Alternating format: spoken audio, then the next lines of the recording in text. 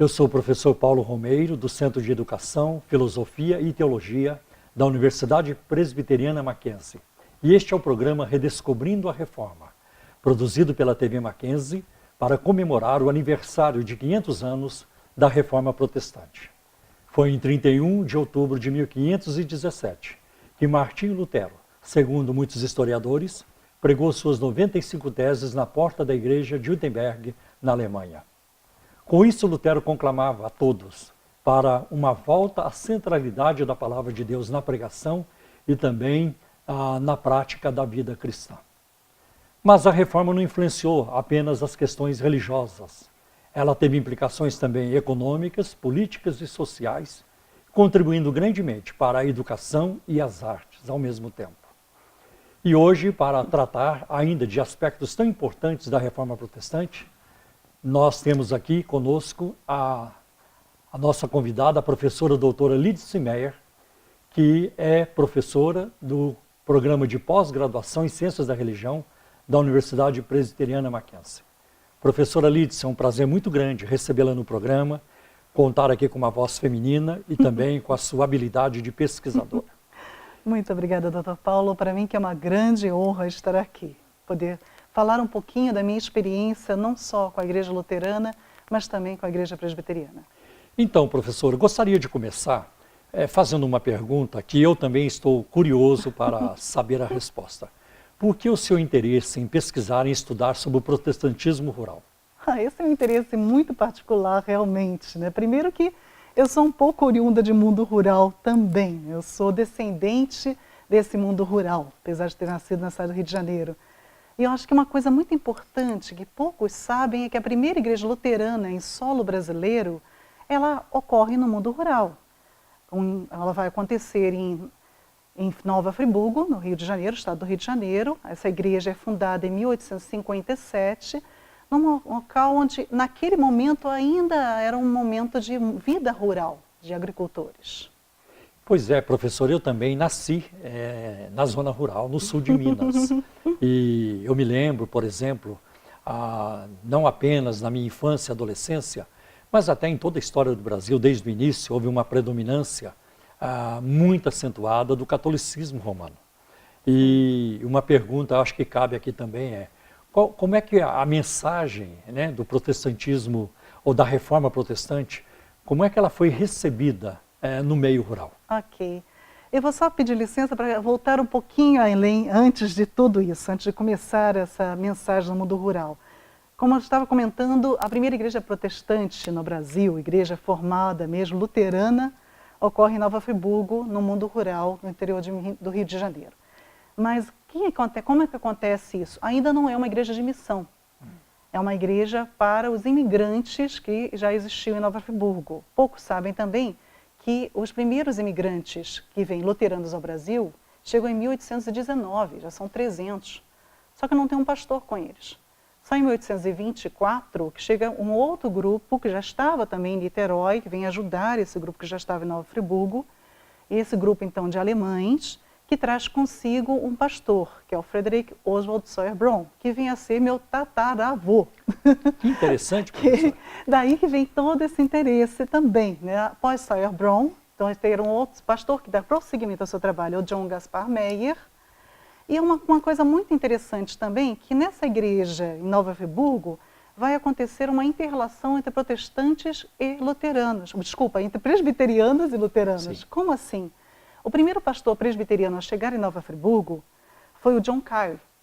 Kyle chega em Friburgo e, claro, ele vai começar ainda um projeto de missões. E aí que começa o evangelho, então, a ser direcionado por missões para o mundo rural. Kyle foi um deles. É outro, Blackford mesmo, já tinha se chamado também quando ele vai fundar Brotas, a igreja de Brotas também, sim, e assim por diante. No interior de São Paulo. E o que acontece de interessante em Nova Friburgo? Você tem, então, um templo já organizado desde 1857, ou seja, 2 anos antes de Simonton vir ao Brasil. E quando, então, esse primeiro missionário que chega em Friburgo, que é o John Kyle, presbiteriano, ele vai se utilizar do templo luterano. Faz amizade com John Gaspar Meyer, que é meu tataravô, né? Que vai também estar colaborando com essa evangelização do mundo rural de Nova Friburgo. Nova Friburgo foi uma das igrejas, digamos assim, que houve essa possibilidade de implantação no mundo rural. O mundo rural começa a ser evangelizado justamente porque o mundo urbano não recebeu o presbiterianismo de uma forma muito amigável, podemos dizer assim. Não foi tão acolhedora, exato. Por quê? Porque aqui no mundo urbano você já tinha a presença muito forte dos párocos católicos, você tinha a igreja ligada ao Estado. Sim. Então a recepção não foi tão fácil. Com a ida para o mundo rural, encontrou-se um ambiente bem mais propício à evangelização. E assim, logo então, após a chegada de Blackford, nós podemos dizer que já começa a ida desses protestantes, principalmente presbiterianos, para evangelizar o mundo rural brasileiro. Professor, existe alguns pontos de contato entre o pensamento de Lutero e o protestantismo rural no contexto brasileiro? Essa pergunta, logo depois do nosso intervalo. Fique aí, a professora responderá.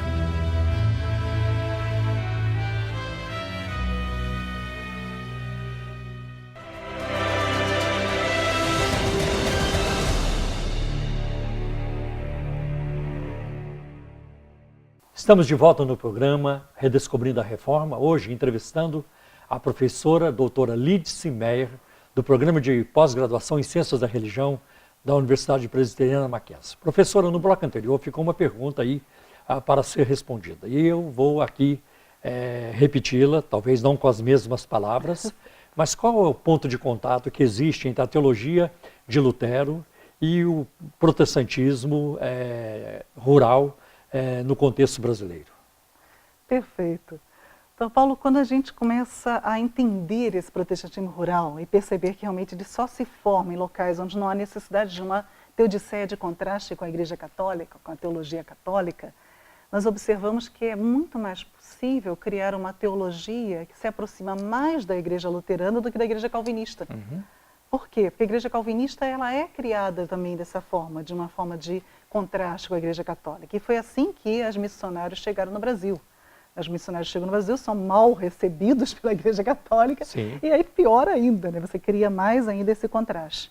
Mas no mundo rural, em alguns locais onde não existe a presença do padre, você consegue não ter essa necessidade. E o que acontece então? Você até recria ou reformula até mesmo os conceitos de rituais e simbologias protestantes ou presbiterianas.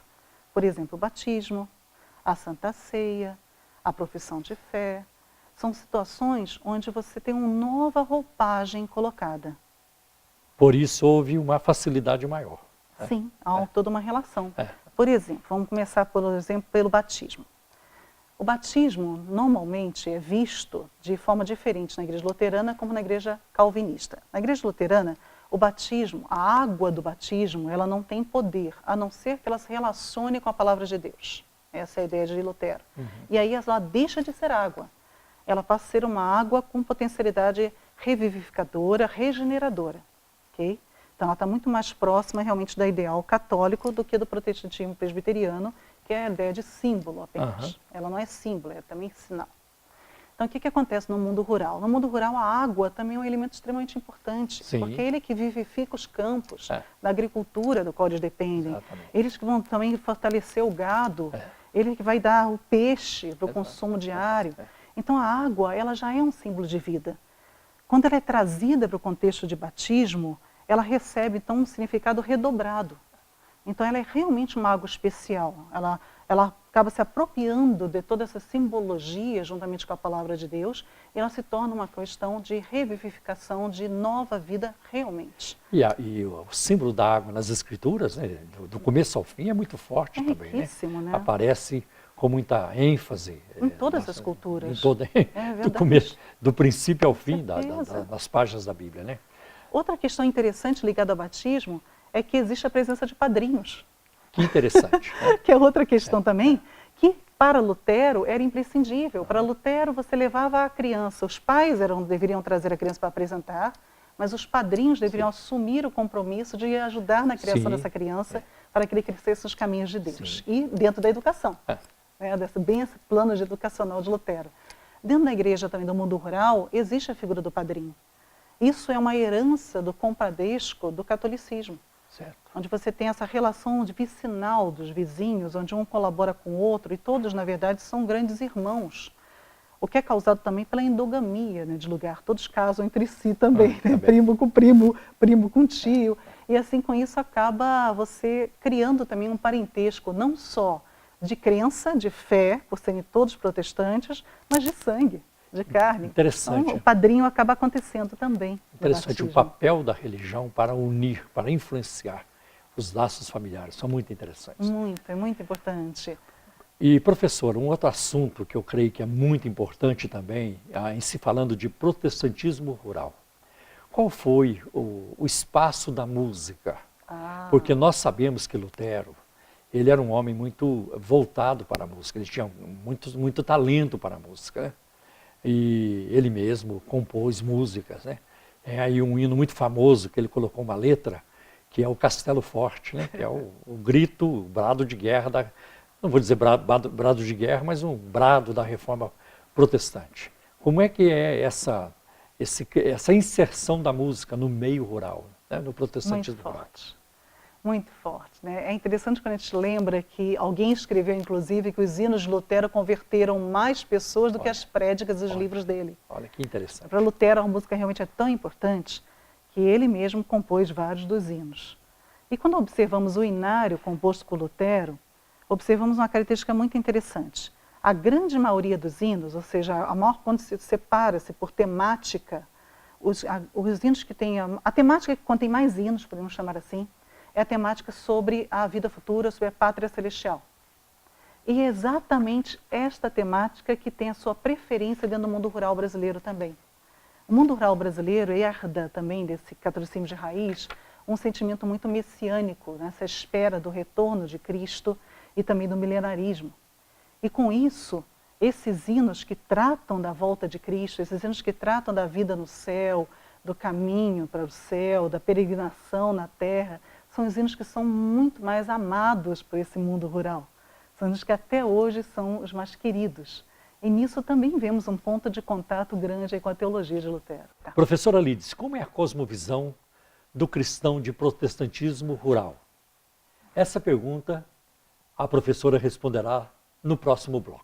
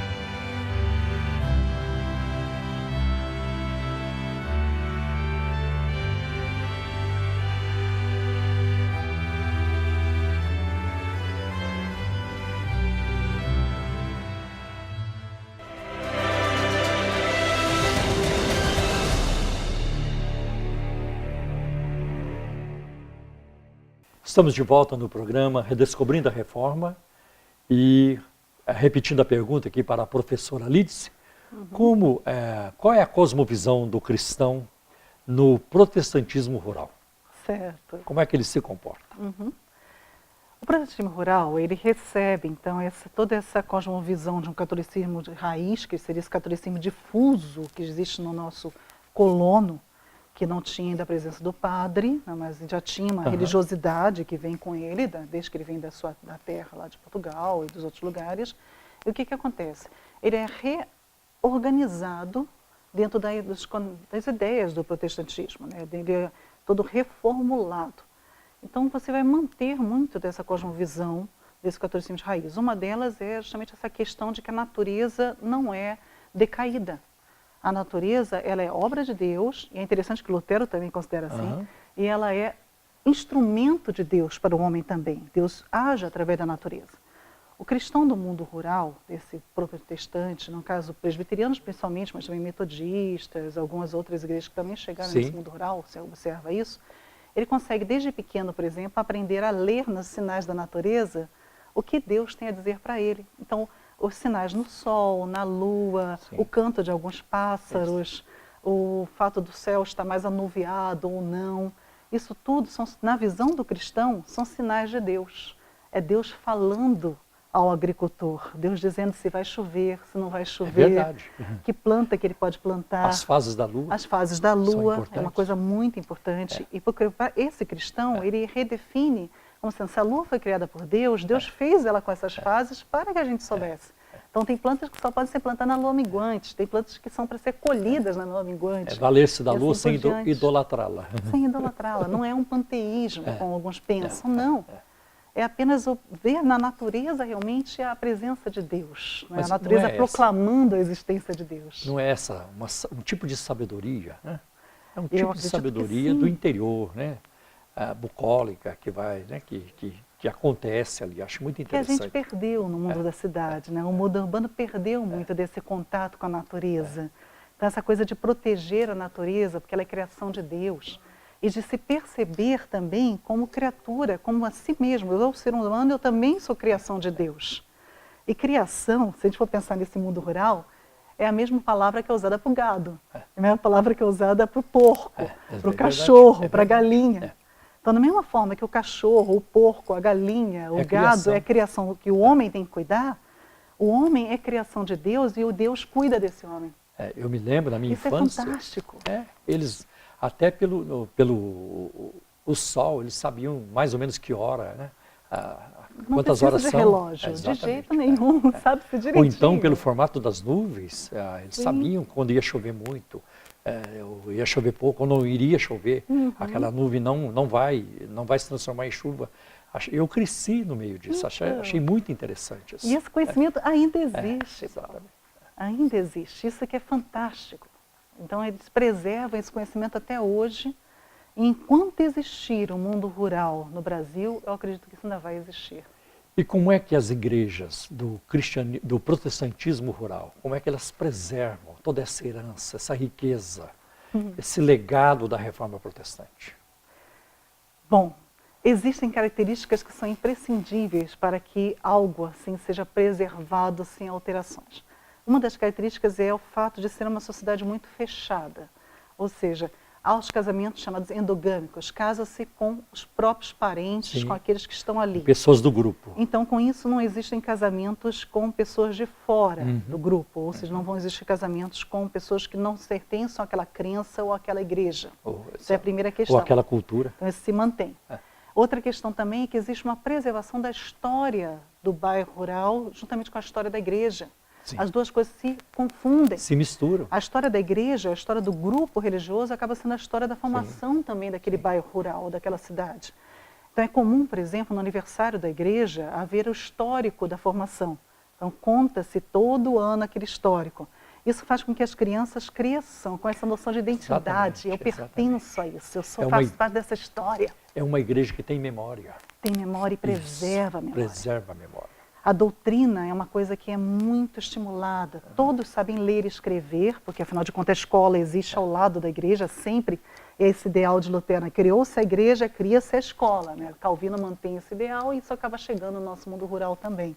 Então todos sabem ler e escrever, todos conhecem a Bíblia, leem e conhecem muito a Bíblia, mas apesar disso tudo, eles ainda mantêm essa necessidade de se conviver o tempo todo entre si. Então, com isso, você tem reuniões, como é um mundo mais simples, você pode ter reuniões quase que diariamente na igreja. Sim. É uma possibilidade que no mundo urbano a gente já perdeu também. É muito mais difícil. Então, você se encontra sempre. Exato.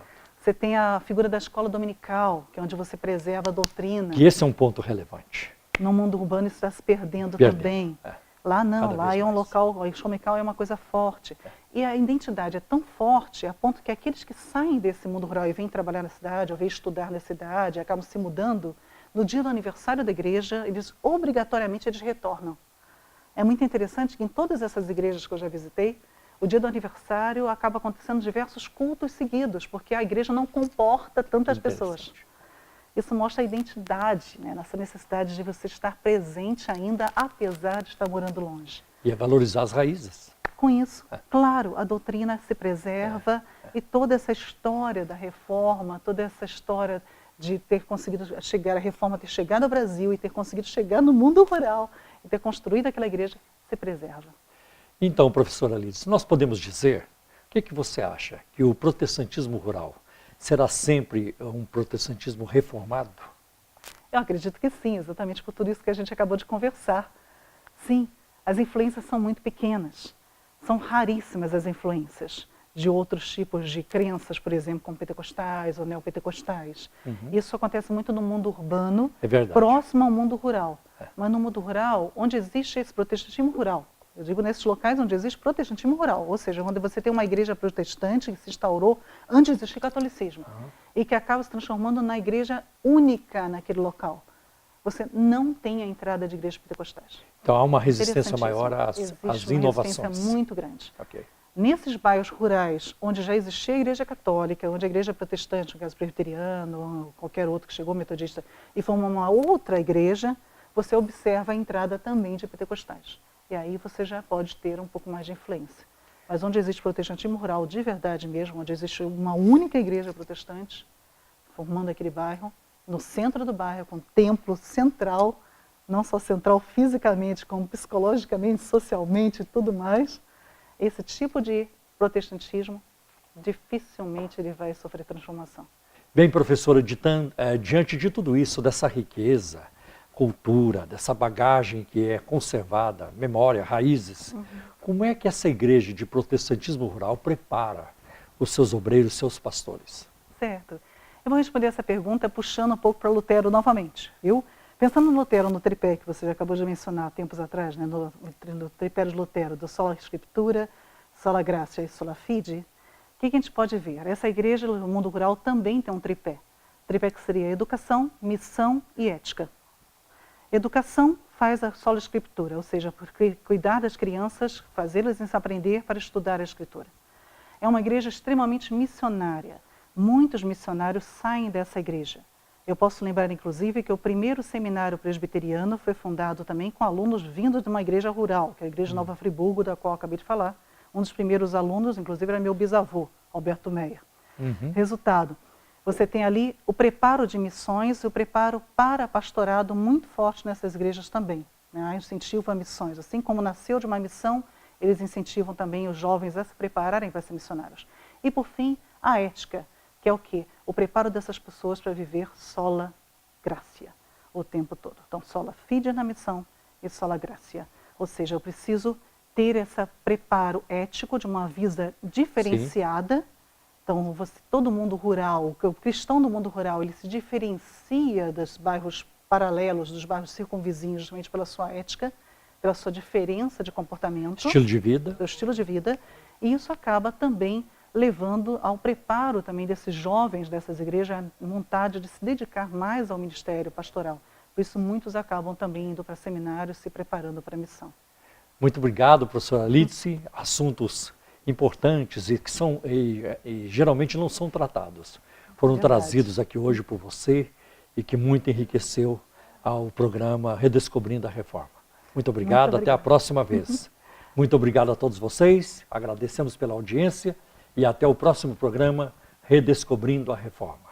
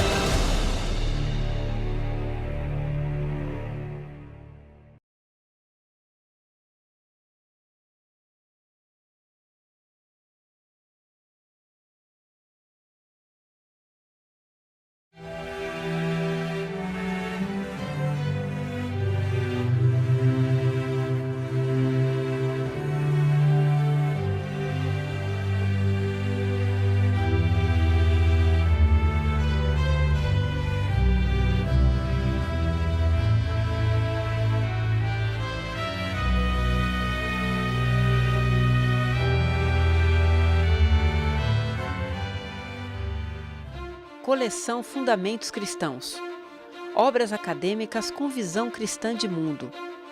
Educação escolar cristã. História, conceitos e práticas pedagógicas. Organizado por Davi Charles Gomes.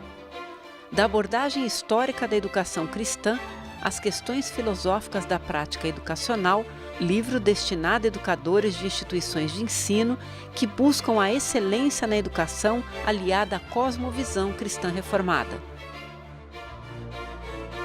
Entre a Bíblia e a Espada, uma análise da filosofia e da teologia política em João Calvino, de Gerson Leite de Moraes. A obra apresenta uma perspectiva da filosofia e da política no pensamento do reformador João Calvino. O autor indica uma trajetória que ajuda a captar a lógica do Estado moderno e as origens da vida igualitária e laica que marcaram a existência livre desde Calvino. A primeira igreja protestante do Brasil, Igreja Reformada Potiguara, de 1625 a 1692, de Jaqueline de Souza. A obra relata o surgimento da primeira igreja protestante em solo brasileiro, fruto da ocupação holandesa no Nordeste, de 1630 a 1654. A Igreja Reformada Potiguara nasceu da união de índios e holandeses reformados e vem ser a primeira igreja evangélica indígena das Américas. Protestantismo e História, Brasil e França na visão de Émile Leonard. Organizado por Marconi Bezerra Carvalho, o livro reúne artigos do renomado historiador francês, que foi professor da Universidade de São Paulo de 1948 a 1950. A obra é indicada para historiadores, teólogos, estudantes, pesquisadores e interessados na história do protestantismo no Brasil. Calvino e a influência de seu pensamento. Ensaios brasileiros sobre Calvino e Calvinismo. Organizado por Davi Charles Gomes e Augustus Nicodemos Gomes Lopes, a coletânea de ensaios aborda a vida e a obra de João Calvino, sob a perspectiva da tradição protestante calvinista.